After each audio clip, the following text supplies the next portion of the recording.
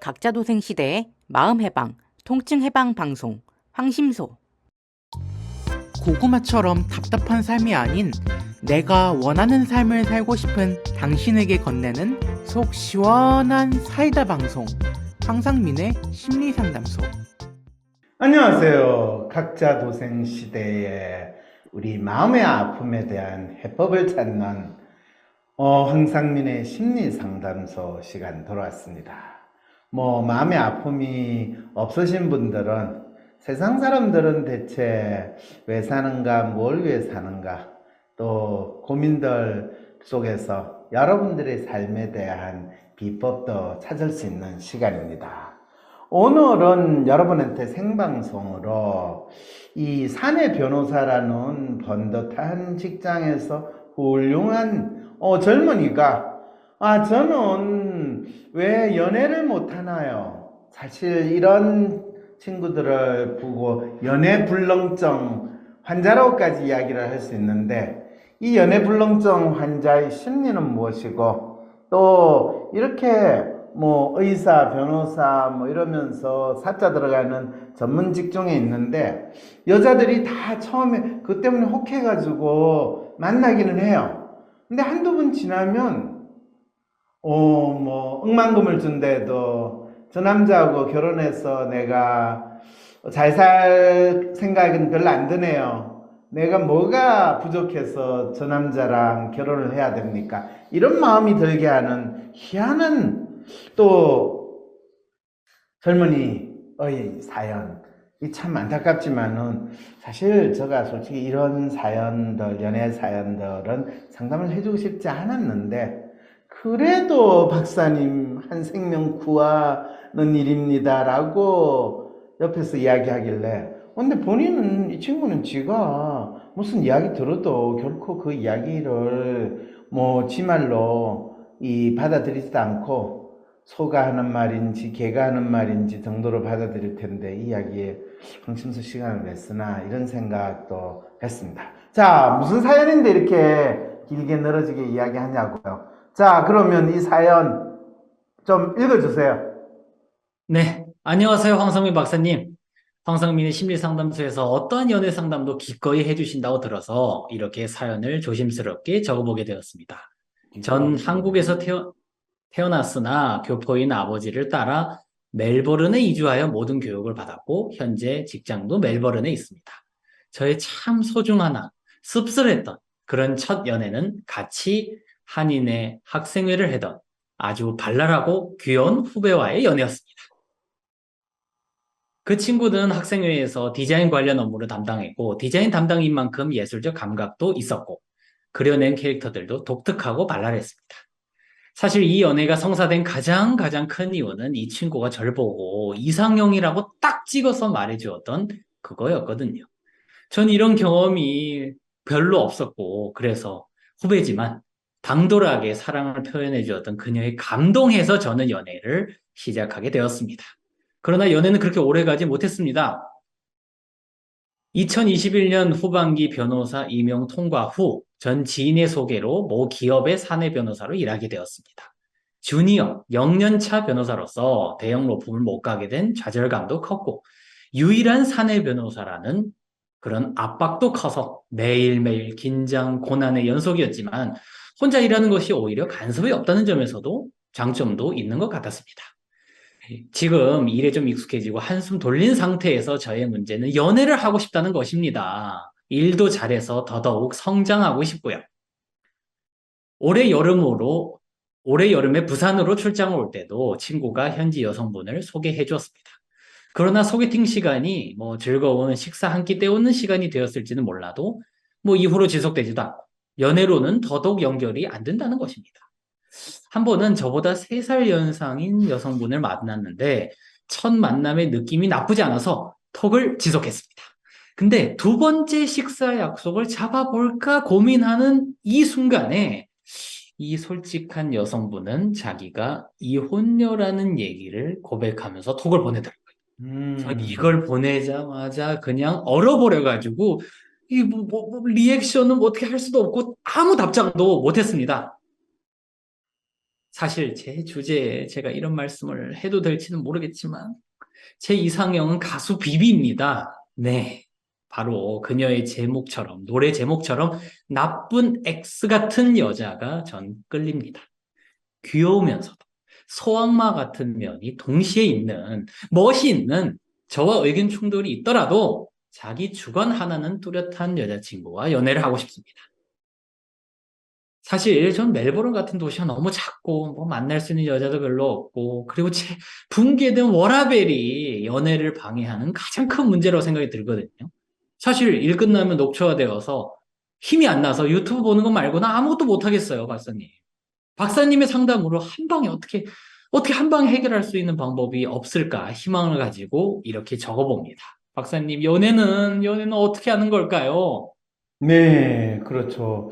사실 이런 고민 가진 친구들은 호주 멜번이 아니라 대한민국 서울에서 많이 있을 것 같고, 맞습니다. 수도권에서 생활하는 많은 전문 직장인들, 뭐 젊은 친구 중에서 특히 아주 예민하고 섬세하면서 또 나름대로 성실하게 자기에게 주어진 일을 잘하면서 살아간다라고 믿는 전문 직종에 있는 친구일수록 뭐 심지어는 공무원 이런 친구일수록 또 이런 마음으로 생활하는 젊은이 많을 겁니다. 네, 연애도 이렇게 하고 워라밸도 챙겨야 되고 일도 잘하고 싶고 좀 욕심이 많은 친구는 아닙니까 혹시? 뭐 그렇게 볼 수도 있겠죠. 네, 그렇지만은 그거는 듣기 좋은 소리, 하기 좋은 소리지. 이 친구에 대한 이야기는 전혀 아니죠.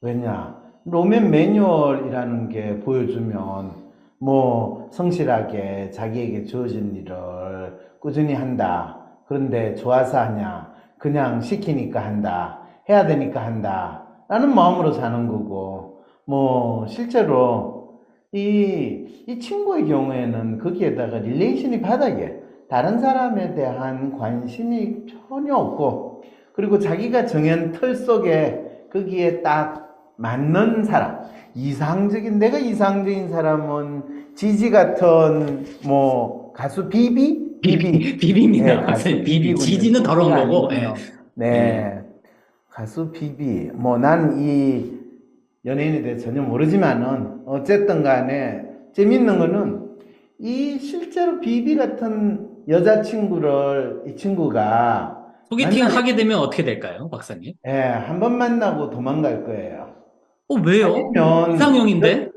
네, 이상형이니까 이러면서 끌려가다가 어느 순간에 눈물 콧물 짜면서 내가 너랑 연애하는 게 너무 힘들어. 너는 나의 이상형인데 막상 연애를 해보니까 내가 죽고 싶어. 어, 나를 그만 괴롭혀. 뭐 이 정도 상황.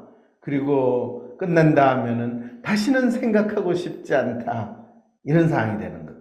사실 이 친구의 첫 연애도 그냥 뭐 오래 가지 않았다고 하는데, 사실 그 첫 연애의 그 여자분도 그림 보면 뭐 발랄하고 좀 외향적이고 막 이런 것 같아서, 그렇게 시작되어서, 이거 찝어서 시작되었다가 결국은, 이건 아닌 것 같아 하고 도망 나왔다는 그 연애 패턴이 계속되겠네요. 이 친구는. 그렇겠죠. 자, 우리 연애에 있어서 일가견이 있는 민 선생, 어떠세요? 이 친구 사연에 대해서는 어떤 생각이 드세요? 연애에 대해서 본인에 대해서 잘 모르셔서 연애를 못 하시는 거 아닌가라는 생각이 그렇죠, 드네요. 그렇죠. 본인에 음, 대해서 잘 몰라서. 그럼 이런 음. 친구가 자기 자신에 대해서 잘 알려고 한다면 어떻게 해야 될까요? 알려줘도 거부하실 것 같아요. 본인이 그러게요. 이렇습니다라고 말씀을 드려도 그래서 관계가 좀 어렵지 않을까. 여자친구뿐만 아니라 다른 분과도 관계가 쉽지만은 않으실 것 같은데요. 뭐 그러면 어떡하라는 거죠, 이 친구는? 연애 뭐 그냥 포기하고 열심히 사내 변호사로 일하다가 돈 좀 모으면 나중에 네 돈 보고 오는 여자하고 그냥 결혼해서 살아라. 이렇게 이야기하면 되겠네요. 아니요. 그 외적인 거, 변호사라는 걸로 사람을 유혹, 잠시는 처음에는 유혹하실 수 있겠지만, 지속적으로 이분의 장점을 발휘하지 않으시면 만남이 어려울 것 같아요. 그래서 본인을 솔직하게 표현하시고 감정 표현이나 뭐 그런 대화도 좀 자신감 있게 하시면 어떨까? 민생, 이 네. 친구가 솔직하게 자기 감정 표현하고 대화를 하는 친구였으면 우리한테 이런 사연 보내왔겠어요? 그러게요.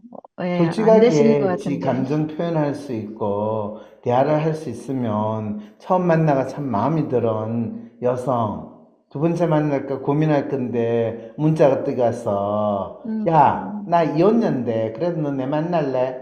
이렇게 음, 했을 때 얼어버리겠어요? 음, 음, 자기가 정해진 틀이나 네. 기준에서 벗어나는 사람은 지가 심지어는 매력적이라고 느껴도 그 사람을 음. 있는 그대로 인정하고 수용할 수 없는 그런 마음을 가진 분이라는 거예요. 네, 박사님, 그분이 네. 당위적인 이상형이 있는데, 그러면 당신은 당위적인 이상형이 있습니다. 이거를 버리세요 한다고 버리실 건 아니잖아요. 누가 언제 당위적인 이상형을 버리라고 그랬어요? 아, 그래요? 왜 어, 내가 하지도 않은 이야기를 지금 하세요? 네. 실제로 이분한테는 뭐 비비를 가수 비비를 좋아한다고 그럴 때 그거를 네 이상형을 찾아라 그런 이야기가 아무 소용이 없어요. 음, 그런 이상형이 있구나. 음, 참 좋은 일이다. 잘 됐으면 좋겠다, 야. 그렇지만 너 이상형을 만나면 너가 연애의 즐거움이 아니라 연애의 괴로움이 뭔지를 원단으로 알 텐데. 이거 음, 어떡하니? 그래가지고 결혼으로는 결코 못 나갈 텐데. 음, 이 이야기는 해줄 수가 있게 되는 거죠. 음, 음. 그런데 이분이 이 뭔가를 모른다는 게 자기 자신의 연애 스타일을 모른다는 건가요? 아니면 어울리는 사람을 모른다는 건가요? 아니면 자신이 어떤 사람인지 궁극적으로 모른다는 건가요? 어떤 지금 거예요? 우리가 이 사람이 뭘 모른다고 그랬어요? 자기에 맞는 사람을 모른다? 아니죠. 음, 지금 자기 자신이 어떤 사람인지 모른다고 앞에서 이야기했는데 그때 어디 갔다 오셨구나. 아, 네.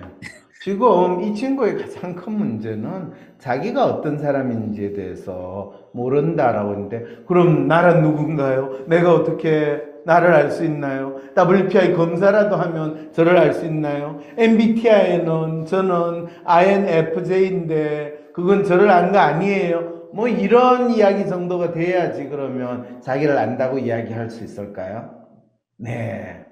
이 친구는 TP나 TJ일 가능성이 높겠네. 네. 자, 그런 측면에서 사실 이 친구가 자기를 모른다는 것은 연애를 할 때 자기가 어떤 기대를 하고 자기 앞에 나타난 사람에 대해서 어떻게 자기가 행동하고 반응하는지에 대해서 자기는 생각하지 않으려고 한다는 거.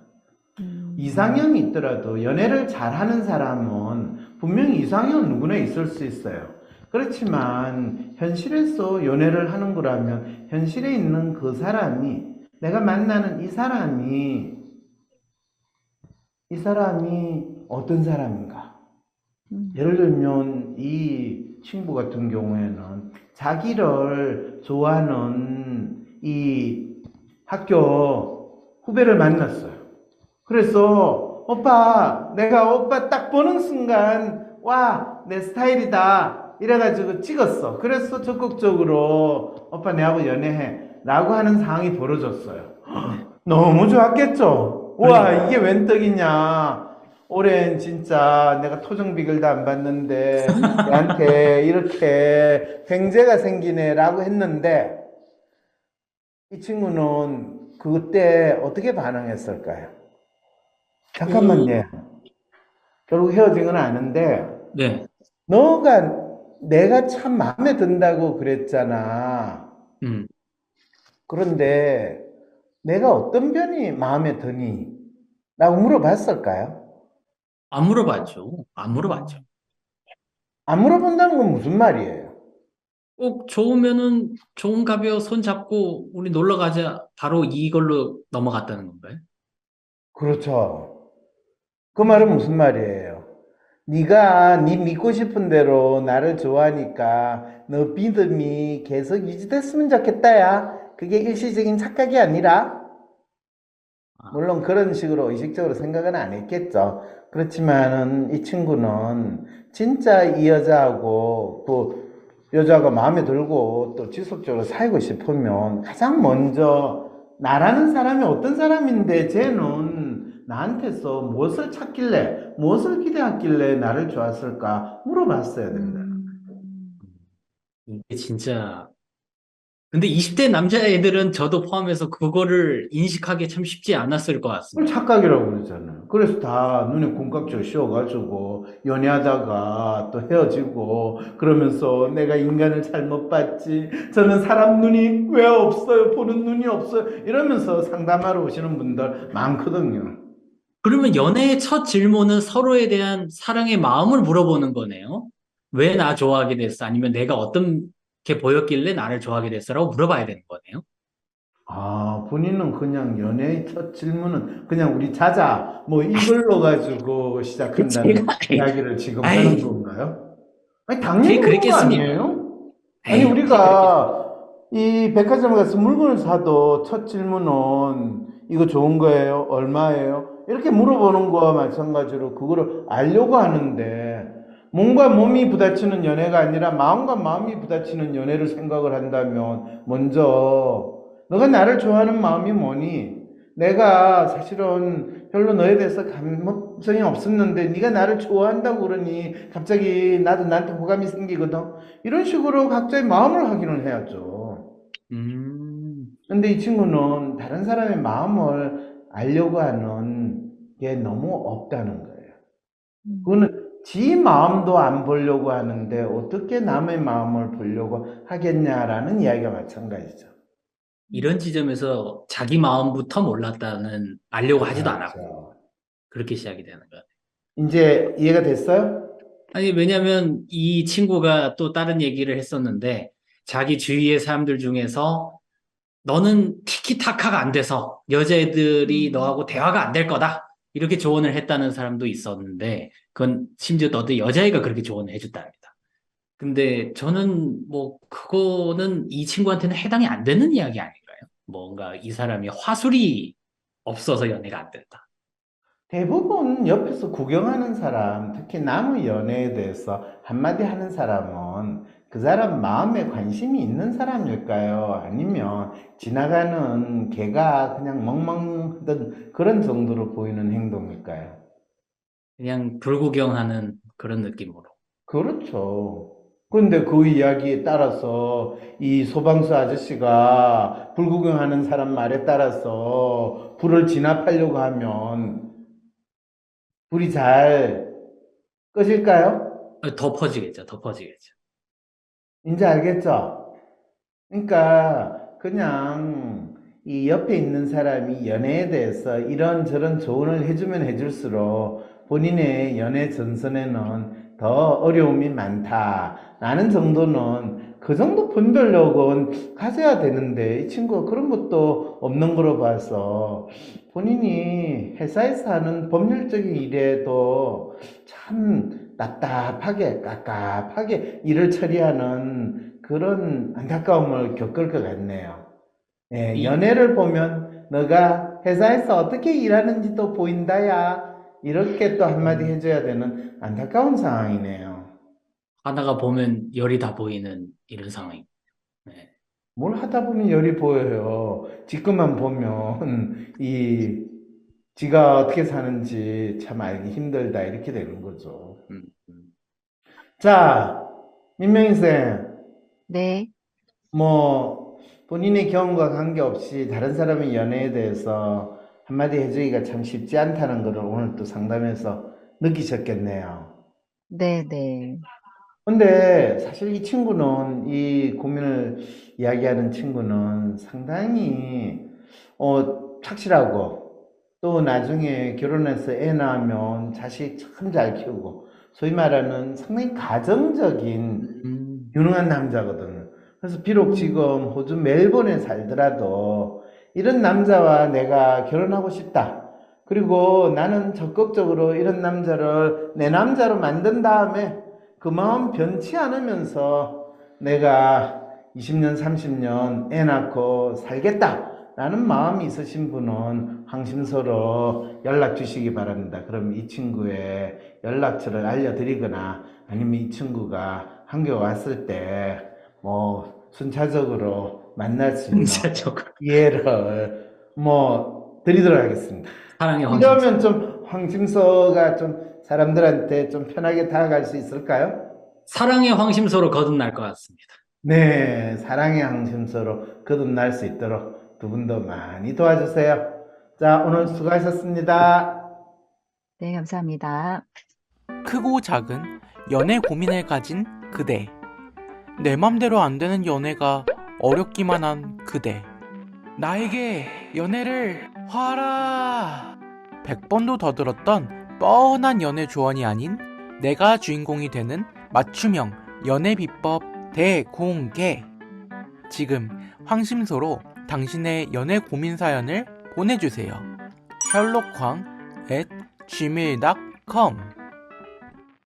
더 나은 심리 상담사가 되고 싶으신 분들, 내 직업 분야에서 심리 상담을 활용하고 싶으신 분들, 내 삶의 고민도 타인의 삶의 고민도 풀어주고 싶으신 분들, 여기 주목! 매주마다 다양한 사람들의 다양한 마음치료 사례를 다루는 WPI 심리상담 사례 세미나를 신청하세요. 황상민 박사님의 사례 해설 강의와 실시간 질답을 통해 스스로 실제 문제와 해법을 찾을 수 있도록 돕는 마음 읽기를 경험하고 습득하실 수 있습니다. 11월 21일 세미나 내용은 바로 엄마마저 격리와 치료가 필요하다 했던 결핍아동의 마음읽기입니다. WPI 심리상담 전문가이자 담임교사인 조승현 선생님이 스스로 등교를 거부하던 초등학생 아이의 특성에 대해 알고 마음읽기를 하는 과정에서 기적과 같은 변화가 일어났습니다. 황상민 박사님과 조승현 선생님의 놀라운 마음읽기 과정은 무엇이었을까요? 11월 21일 세미나에서 만나보세요. WPI 심리상담 사례 세미나 지금 바로 신청하세요. WPI 심리상담 코칭센터